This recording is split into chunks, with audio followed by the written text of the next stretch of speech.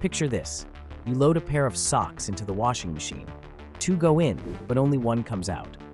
Is there a portal to another dimension behind that spinning drum? Not quite. Socks are escape artists, slipping through tiny gaps between the drum and the machine's frame. They get wedged, chewed by the spin cycle, or simply vanish into the mechanical abyss. So next time you curse the sock void, remember, your washer isn't hungry, just mischievous. Want more quirky truths? Subscribe to AI Daily Dosage.